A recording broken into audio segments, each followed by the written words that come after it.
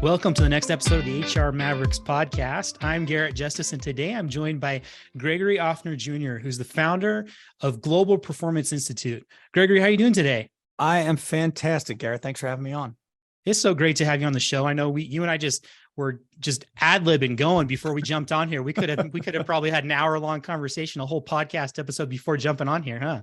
Yeah, that's true. We great marketing and sales minds start talking about what they do and just can't stop us. It's awesome. Well, we're excited to have you on the show. Like I said, before we jump into the meat of this, tell our listeners just a little bit more about you and your background and what your company does. Sure. So I am a keynote speaker. What does that mean? I speak at conferences, I speak for organizations, and the topic on which I speak is something that I am passionate about. Before I got into doing this as a profession, I spent 15 years as a professional dueling piano player, a very unique laboratory in which to study human performance and engagement. And so I've performed on 5 continents all over the world. I've seen lots of different cultures and different age groups and cohorts and every random assortment of people you can imagine come into a building and either engage or not. What was it that we could deliver them that got them excited about basically being my free background vocalist, for the night? So 50 to 200 some people in a building, all singing along to songs that they're paying us to play. And I thought, God, especially with what's going on in the world right now relating to employee performance, employee retention, employee burnout, and employee engagement, there are a lot of parallels between what we learned to be able to create in that environment that could be placed right into any business environment, whatever industry or size organization you are. The challenge I've seen is that leaders think the problem is employee engagement. And so they're trying to solve for that equation. How do we get our people more engaged? What do we do? But the problem is really the employee experience. Is the employee experience one that people want to engage with again and again? And when I speak to employees, we talk about, is the experience of having them as an employee one that an organization wants to experience again and again, because this is a two-way street. It's absolutely a back and forth conversation. There's no blame on the organization or blame on the people.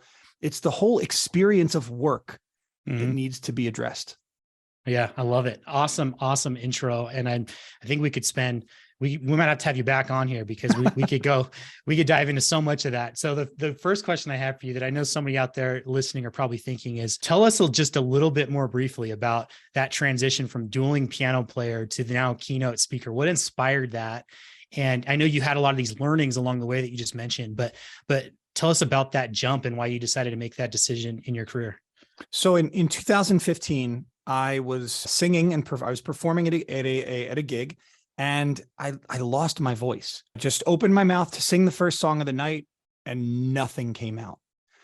Doctors would go on to discover after some tests that my vocal cords were so badly damaged. They said I had maybe 2 months left to speak before my vocal cords became permanently paralyzed. So that would mean total silence for me forever. Wow.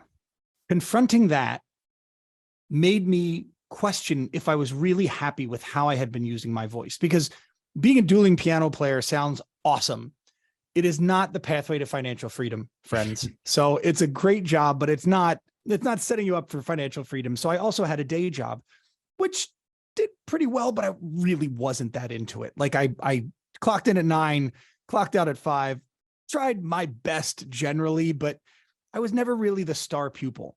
And so I have this job that I didn't find super fulfilling, and this lifestyle at night as a dueling piano player that I found phenomenally fulfilling, but it wasn't great financially. Both of those were yanked away from me. So I was left with nothing at this point in 2015. And after 15 surgeries, many years, many months in total silence, I had a lot of time to think, if I ever get my voice back, what do I really want to do with it? And so I had some business experience. I had a ton of experience performing, engaging. I also was fascinated by human psychology. So I've got a lot of studies and certifications in positive psychology and industrial organizational leadership and things like that. So I felt like that was the right point in time in my life to make a switch. And this opportunity to be a speaker fell into my lap. I ran into someone at a conference that I was just attending, and we started talking. And I told her I felt like I was at a crossroads. I didn't know what I was going to do with my life. And as she's listening and I'm divulging all these things about me that, isn't that weird? You tell strangers things about yourself that you don't tell your friends and family. Right. So I'm divulging all these things and she's got this glimmer in her eye. And Garrett, she looks at me and she goes, have you thought about keynote speaking? And no, I hadn't. And as she started to tell me more about it, I thought this could be the thing. And so I researched it. I interviewed probably 40 or 50 people who did this for a living. And I found out that I was probably best positioned right now to make that change in my life. And so that's why I started. I love it. And so why then the choice to focus, a lot of what you speak about on this idea of, employee experience, not necessarily employee engagement, which again, we'll talk about a little bit more in a minute, but what about that topic really stood out to you? Well, in a way, I guess the flip answer would be they say you teach what you need to know, right? And so at 30, I had held, ever since my first job, like ever at McDonald's, I had held 40 different jobs by the time I was 30. And what's wild about that is one of them I worked for 7 years. So it's not like I was this flip-flop employee. I got to see a lot of onboarding. I got to see a lot of different managerial styles.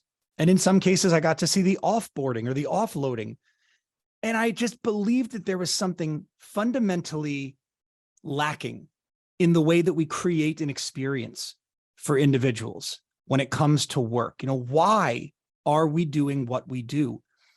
In that 7-year job I talked about, where I worked for an organization called Cintas, I got to meet with hundreds of executives in varying positions. And because I was newer to the business world at that time, I would always start my sales call or my interview with the same question. How did you wind up working here? Really, I thought, really simple question. And it was because I was genuinely curious, because I just kind of fell into that job at Cintas. Like, a friend told me about the interview. I went. The guy who was hiring also played rugby at the same college I did, albeit at different times. And so I was like, well, cool, this seems like a cool dude. There we go. 75% of the people I spoke with, when I asked that question, gave me a deer in the headlights look, followed by some form of, they had a job opening, I applied, I took the job. And that struck me as, one, curious that they thought I was the weirdo for asking that question, because this is where you spend the majority of your waking life as an adult. But two, I thought, how sad that 75% of these people are kind of like here by accident. Yeah. Like, this wasn't an intentional choice, and yet it is how you are intentionally choosing to live your life. And that's where the breakdown, I think, starts, is as an individual employee, getting really clear about why you're here at this organization. And there's 3 types of people in any organization. And I noticed this, my first mentor in the piano bar world actually showed me this. He said there's 3 types of people in an audience. People who love piano bars. They will seek out piano bars when they travel the world. They will Google, where is a piano bar that I can go to, right? We call them keepers. Then there are the folks who are here at the beginning of a night, like a boys' night out, girls' night out, bachelor party, bachelorette party, birthday party, corporate event. Like, they're here for a short time, and then they're going somewhere else. Those, we'll call them leapers. Okay. And then there are some folks who honestly don't know why they're here. Maybe it was the drink special that they saw and they thought, I'll come in and get a drink, and if it's great, I'll stay. And if not, I'm out of here. Or they're part of that party that showed up as the bachelor, bachelorette party, whatever. And it's our job to either get them to connect with this experience or to help them find the door. Nothing wrong with that. We call them sleepers. So, like, you don't know why you're here. We either got to wake you up or sort of like, get out of the chair. Somebody else really wants to be here, right? Those people, that cohort, those same 3 types of people exist in every organization.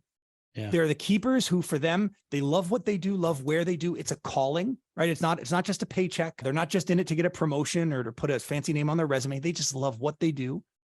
The leapers are there to go somewhere else. They're building career capital. And then the sleepers, they're like, Milton from Office Space, kind of like, if you stop paying them, maybe they'll stop showing up.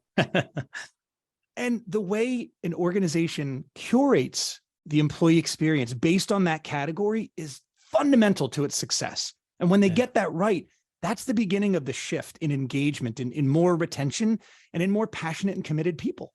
Yeah, I love that. And I think just to kind of build on that, I want to transition a little bit because I know one of the things you talk about in some of your keynotes is this idea of a tip jar culture. So tell Mhm. us a little bit more about what that means and how it can really help solve that engagement retention problem that I know so many businesses face. So many businesses I think will resonate with exactly what you just said of the different type of people that work there. So tell us more about this tip jar culture and how it can help. Yeah, the tip jar culture is what we call an environment that people want to experience again and again and again. And when you think about a piano bar, that tip jar, that's really unique to piano bars. I mean, you see pianos in malls and in sort of like nice fancy restaurants, and maybe there's a tip jar, but how full is it really? I mean, how much are people really interacting with that tip jar? Mhm. But then you see a tip jar at a piano bar, and I mean, the money is spilling over. It's spilling out onto the piano in many cases by the end of the night. The difference is the request slip. Hmm.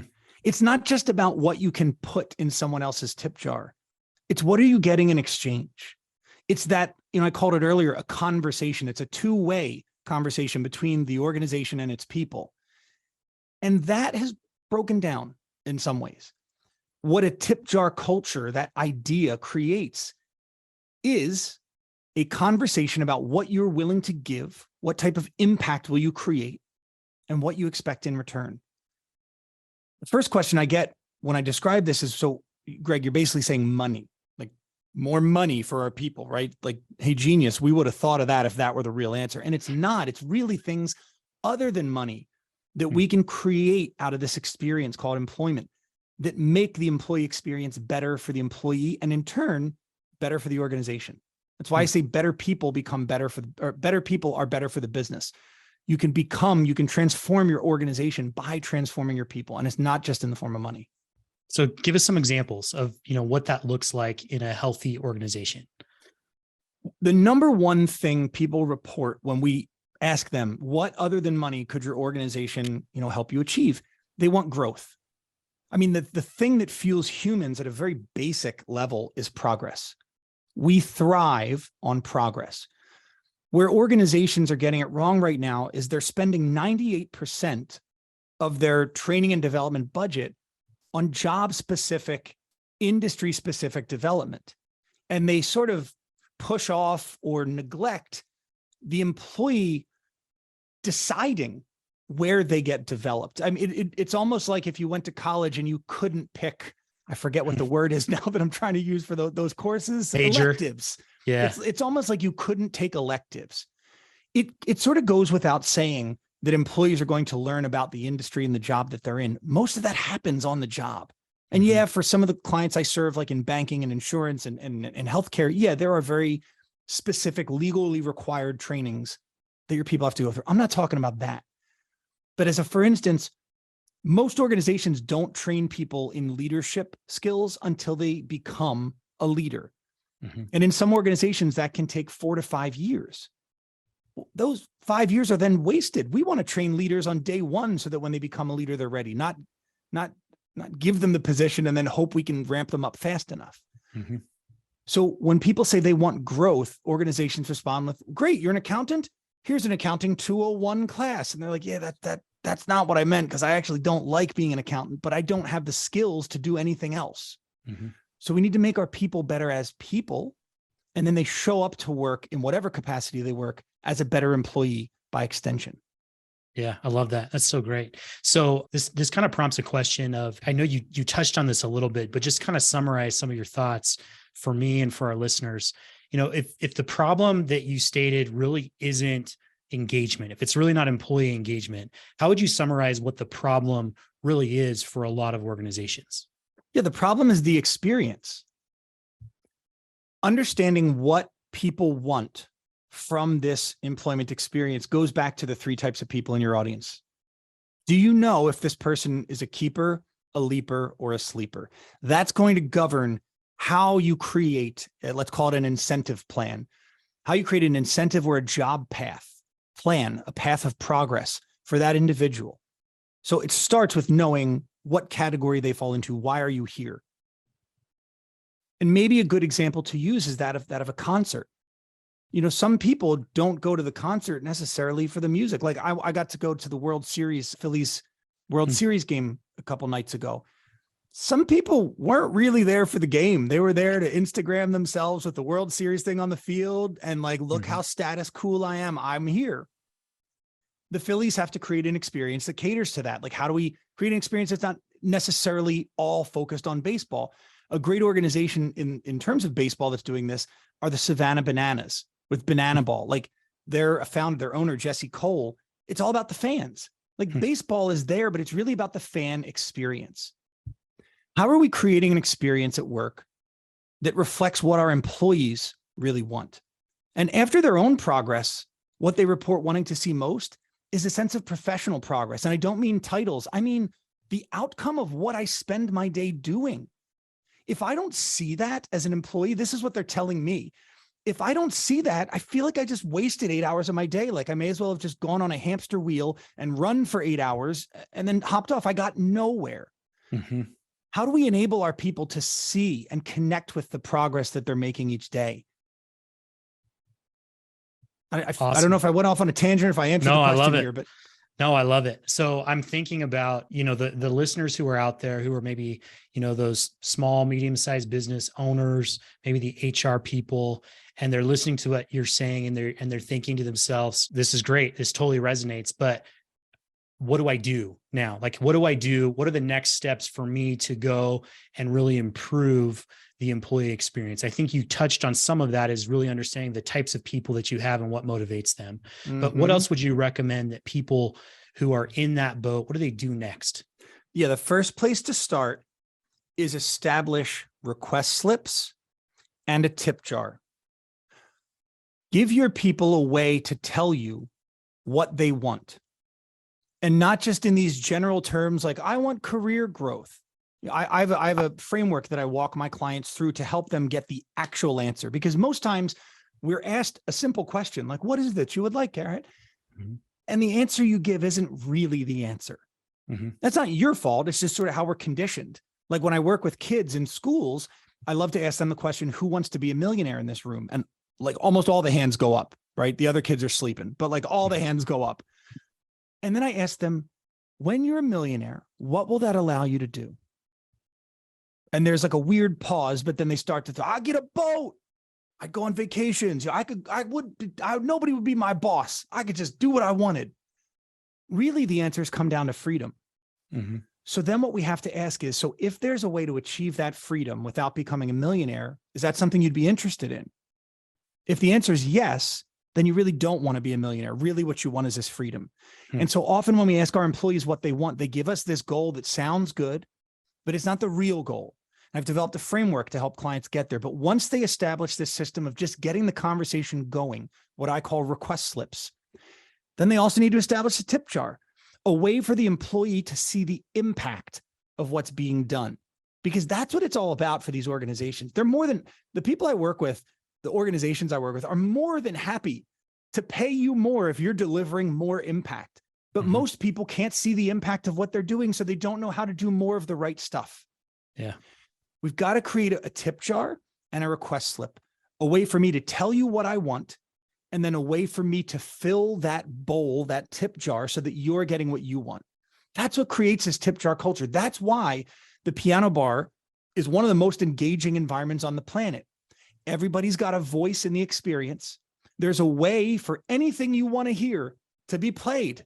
It's just got to make sense in the tip jar. Love it. Love it. I just think it's such an awesome concept applied to businesses and organizations. So this has been such a great conversation, and man, it's just got me thinking. And like I said, Gregory, we're going to have you back on at some point to just go dive deeper into this. I know we've just barely scratched the surface with this today, but it has been such a great conversation. So thank you for being with us today. If there are listeners that want to learn more about this topic, maybe they have follow-up questions on this, or maybe they want to learn about working with you, what's the best way for them to contact you? Yeah, my email is greg@gregoryoffner.com. You can find my website, gregoryoffner.com, or just connect with me on LinkedIn. That's probably the best platform for me right now. Awesome. Well, thank you so much. We will drop the links to both his email and in the show notes. You can find it there. Feel free to reach out to Greg. Again, thank you again for being with us. Hope you have a great rest of the day. Thanks, Gary. You too.